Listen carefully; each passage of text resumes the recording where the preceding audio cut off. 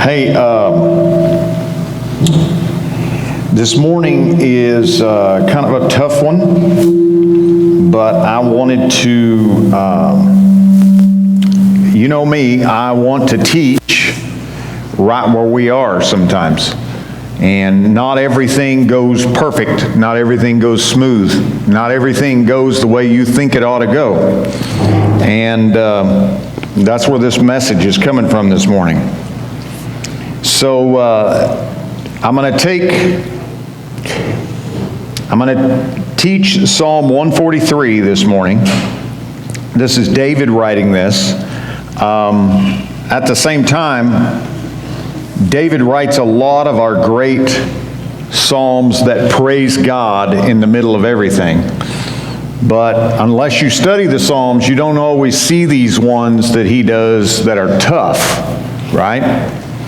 David probably writes this psalm when he is fleeing from Saul after he's already been made king, but Saul won't abdicate the throne, and so Saul is chasing him all over the place trying to kill him. And the crazy part is David has been a friend of Saul since he was a child. He loved Saul with all of his heart. He used to play the harp just to enable Saul to calm down from his fits of rage. And Saul basically turns his back completely on David and then even tries to kill him. I don't know if you've ever had a best friend, and some of us have, who at some point in time ended up getting crossways with us for whatever reason, then wouldn't forgive us, and then they become your arch enemy. How many have ever had that happen? It's a terrible, terrible place to be. Nevertheless, I want us to enter into the emotions that David feels, because I want this morning for you to kind of tap into where you've been in your life, where you've had hard emotions you're trying to deal with, yet try to remain that child of the King right within that. All right? Over the last 3 weeks, Michelle and I have been through a very rough ordeal with her daddy. Just to give you a little background, 10 years ago, we bought their house from them, and they didn't move. They just stayed right there. And I built 1,600 feet around them. So their house and our house is one house now. Most of you know I'm a carpenter. Some of you do not. What I do is I build things. And so I built our house around them, and whenever some people come to our house, I go, okay, now where is Lynn and Jules' house? I say, see this corner right here? This is the back corner of their house. This is our house wrapping around it. It's kind of a spiritual, you got to kind of have spiritual eyes, but it's like we've wrapped ourselves around them, right, in their old age to watch after them. Well, because of the way I grew up, I've always longed for a family that was really tight-knit, and so we live together. We have been through thick and thin together. They received me into their family when I was broken and I was a mess, and they loved me through all of that. My mother-in-law said she raised 2 girls and never wanted a son, and then she got 2 sons out of the deal, and she can't believe she ever didn't want sons, right? And she calls me her son-in-love. Isn't that precious? And I see my father-in-law like a dad figure. Even though I have a good dad, I still see him as another dad figure to me. And so going through this journey, this up and down journey, literally last weekend when I wasn't here, it's because we thought he was going to pass away. And we called the whole family in because he was right at death's door. And it was a tough thing. Well, about Tuesday, God showed me He wanted me to preach this message, but I wasn't in the emotion of it. Well, what's crazy is this morning I woke up just weepy. And I'm not normally that way. You know me. I'm a up personality, right? I always see the cup as half full, right? And I always build you up every week when you come in here downtrodden. Several of you have come in the last few weeks and just beat up, right? And whose face is there to greet you and say it's going to be okay? Me. Well, this morning I woke up and I was just down. I was down. And there wasn't no getting around it. And after Michelle and I processed it a little bit, we realized that it's because we've been through this emotional journey for the last 3 weeks, and now he's getting better. Well, then you have what's called the letdown. Then, as you see things are getting better, then all of a sudden your body just goes, okay, we're through being strong, you know. And so 143, as I was reading through it this morning, it hit me in a whole different way. So here's David. Hear my prayer, O Lord. Listen to my plea. Answer me because you are faithful and righteous. You notice he says something that he knows is true. Now watch this. Don't put your servant on trial, for no one is innocent before you. See, he's speaking to the sovereignty of God, as in God is the only one that's righteous. Do you know the reason that we are considered righteous? Do you know that the reason we're considered a saint and not a sinner? Is because Jesus paid the ultimate price to pay for the sin debt that we owed. Amen. And God forgave us, right? God forgave us because of what Jesus did. And I rest in that. Now, even though I rest in that, there are times that things are very hard, right? Watch this, even with David. Verse 3, my enemy has chased me. He has knocked me to the ground and forces me to live in darkness like those in the grave. Would you say he's down? Yeah.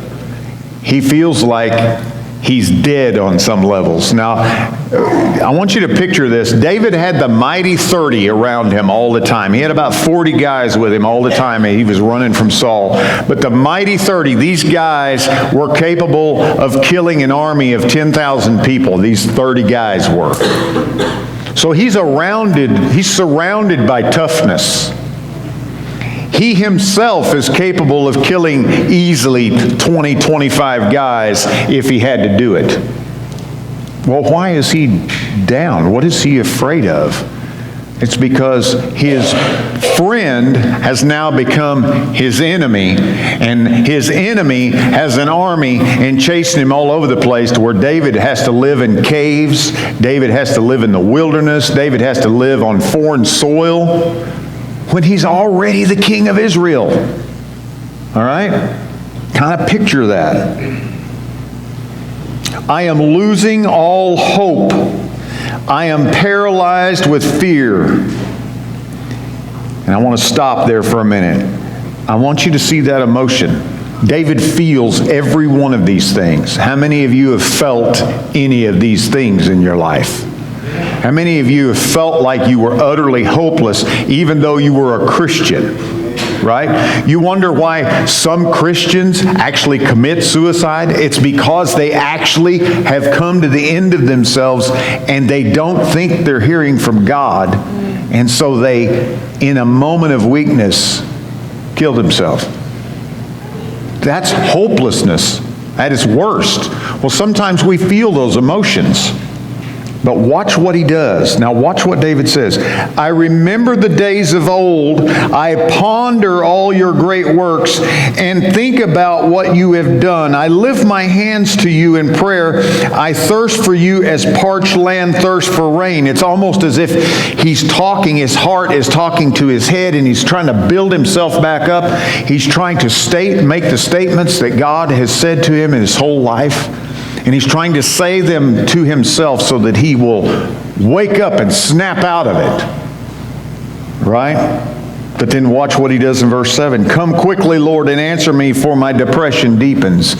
See, he's on this emotional roller coaster. Do you see it? Don't turn away from me or I will die. Let me hear of your unfailing love each morning, for I am trusting you. David goes through this. See what I did this morning? As I told Michelle, I'm leaving the house 30 minutes early. I'm going to go on a motorcycle ride. So I ride my motorcycle every Sunday unless it's raining. I got up and I rode all over town. And I pulled up here and I was still down. I still didn't want to come to church. Yeah, the preacher feels that way sometimes. I'm just down. And I'm going, what's going on, God? And God goes, I want you to feel this emotion so you can preach this sermon the way it's intended. What? Yeah, see, because we all feel these things from time to time. Some of us were in the pit of despair a week ago, were we not? But does that mean we have to stay there? No. Now let me show you something. This is where David's heart begins to talk to his head. Right? See, when we ask Jesus to be our Savior, it says in the Bible, it's as if we've received Him into our heart. That means the core of our being, the core of who we are.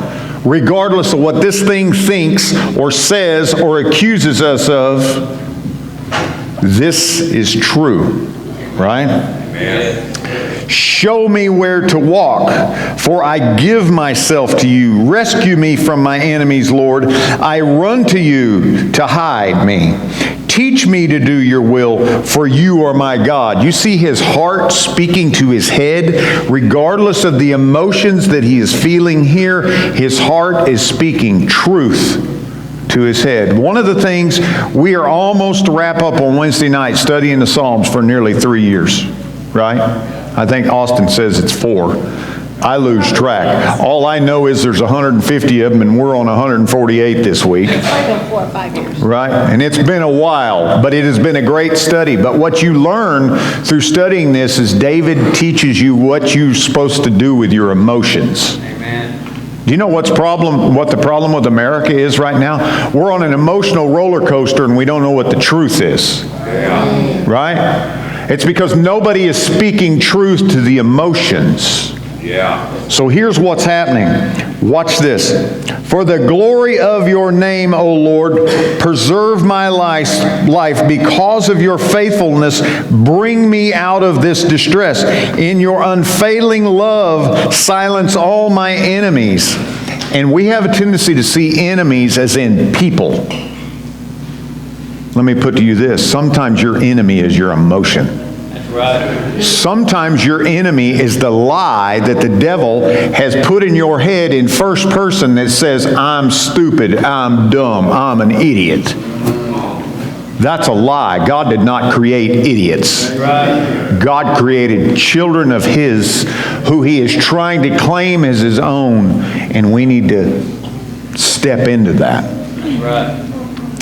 In your unfailing love, silence all my enemies and destroy all my foes, for I am your servant. You see how he ended that? He ended the whole thing with the truth. It doesn't matter what's going on, I am your servant. Now, to give you an idea, part of the emotional roller coaster I've been on in the last 3 weeks, my father-in-law went in for a procedure. Now, he has a heart valve, a mechanical heart valve, that was put in there 20 years ago. So we've gotten to enjoy him for 20 years when he should have died 20 years earlier, right? The problem is they put him on this drug called Coumadin, because with a heart valve, it's real easy to stroke if your blood's a little thick. And so you'll get blood clots and it can kill you, right? So they put him on this blood thinner that makes his blood almost like water. Well, about 3 weeks ago, it was discovered, 4 weeks ago, it was discovered that he had a kidney stone about the size of a quarter. And if it tried to pass at all, he would bleed out in the night sleeping. So they decided to go in and bust it up. Well, then going in and busting it up, they took all the precautions. They put him in the hospital 2 days earlier. They got him off the Coumadin so that they could even do the procedure. They do the procedure, and then they start to check him out, and everything looks like it's okay, and then all of a sudden, he starts bleeding internally. And they don't know what to do. They try this, they try that, it's not stopping. And so they fly him to Oklahoma City in a helicopter, right? And he gets up there, and within 4 days, it looks like he's going to die. His kidney starts shutting down. The other kidney starts shutting down. We basically call the whole family in. Now here's where I'm at in this thing. My father-in-law, just before he left for this procedure, he said, "Jim, do not come to the hospital and visit me. I don't want you to get sick. You see, I have cancer, and I am taking chemo treatments, right? Which means my immune system is suffering horribly, right? Now the crazy thing within that, God has showed me that I'm not going to get sick as long as I don't do anything stupid. And I have not been sick in a year and a half since all of this started. So the miracle within that is God is answering a prayer. But the thing about being stupid is you can say, I'm going to bulldoze my way through this and I'm going to go see him anyway. My father-in-law would have been so upset if I'd have went and saw him. So I purposely did not go. I called him and talked to him a couple of times and prayed for him. And then I realized it had been a week since I had seen him. And then he's in the hospital and he's about to die, and I'm in the waiting room and I still can't see him. Do you know what I do for a living? I go see people when they're sick in the hospital. I go and comfort people when they're hurting and they're in the hospital. And now my father-in-law's in the hospital and he's about to die and I can't even touch him.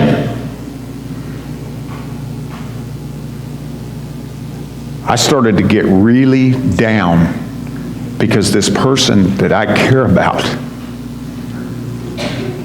I can't physically look at and I can't touch him. And I'm going, God, I don't understand. And then I'm in the waiting room and I'm there with my family. And then come to find out, all of a sudden he's got E. coli and salmonella. Just happened just like that. And they say what happens is sometimes the gallbladder stores those things, and when your kidneys start to shut down, it just releases everything. And the minute I hear that, Michelle and her sister look at me and say, you have to leave the waiting room. You can't even be in the hospital now. My father-in-law, from his dying deathbed, is wanting me to be safe. That's the point in which most of us would want to go and hug that person and say, thank you for caring about me so much. It's been 3 weeks and I still have not touched him. 3 weeks and I've still not been able to look at him with my eyes other than 2 FaceTimes, and one of them was this morning. Now that's much like David felt. He wanted to actually ask Saul to just love him, quit chasing him all over the planet trying to kill him. What happened to our friendship? David felt alone. He felt completely rejected. Let me tell you what I felt like in the last 3 weeks in my head. Completely rejected. Completely useless. This person who I love with all of my heart, I can't do anything for. So this is what I did. We have this ritual every morning at our house. We love birds. You all know that. I preach about birds all the time. I open the screen door. I put the screen door shut in the morning and open the door so we can hear the birds. And then I go into Nana's house to check on her, and she's just opened the curtains to the window so she can look out over the pond at the birds. And Michelle and I will go in there and sit with Nana and Papa and eat our oatmeal and look at the birds out their window. Well, there ain't been nobody in their house for 3 weeks. So about a week and a half into that, as I was in the middle of all of these emotions, realizing that I couldn't do anything, God says, there's something you can do. Keep their spirit alive in this house, even though they're distressed. Go in there and take the curtains off the windows. And so every day from that day, I get up in the morning, I open the door, I close the screen door so that we can hear the birds. I go into Nana and Papa's house and I open the windows so that we can see the birds. So that we are together even though we're not together. You see what I'm doing? In my heart, I'm doing something to tell my head to shut up. I'm doing something in my heart to say, I don't care what emotion you're trying to run me with, devil. I will not be afraid. And I'm going to go forward in this, even though I'm hurting. You see it? David does the same thing. David never stops staying away from Saul. In fact, 3 different times he had Saul in his grasp and could have killed him, but he didn't because he loved him so much. Another thing the Bible says is it was God's anointed. Saul was God's anointed, and David would not touch him disrespectfully. See, David at this point is speaking from his heart to his head, telling his head ain't running everything. His heart is running things. And so what I have been doing every day, even though I'm having these negative emotions, and even though I'm having these thoughts of feeling worthless and not any good to my father-in-law right now, I get up and I do the daily chores. I get up and I open those windows, and I get up and I thank God every day for my father-in-law and ask Him to heal him. Right? See, because sometimes your heart has to tell your head the truth. Right?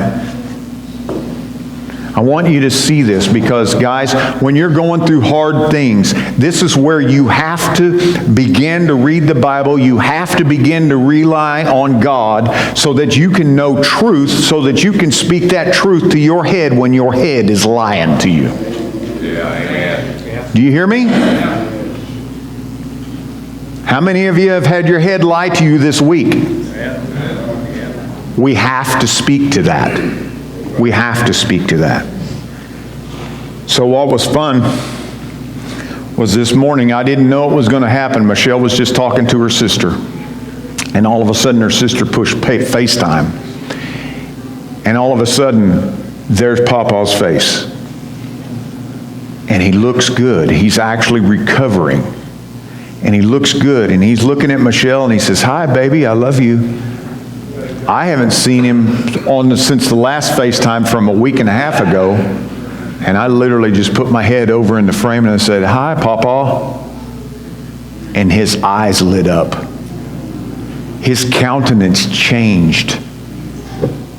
Because he knew I was holding down the fort, even though it wasn't the way I wanted to do it. See, normally, guys, what I'd have done years ago is I'd have just plowed into that emergency room and said, "I'm going to look at my father-in-law. I don't care if it kills me tomorrow."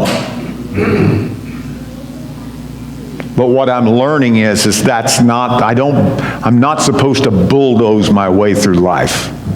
I'm supposed to, what does this say?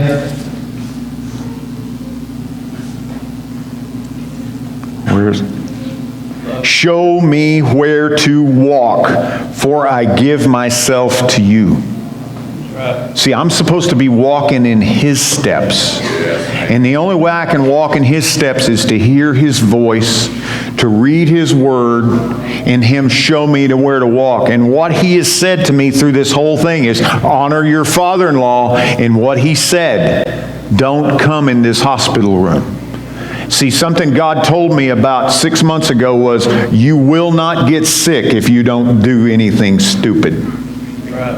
Why did He say that to me? Because He knows I'm capable of doing stupid things.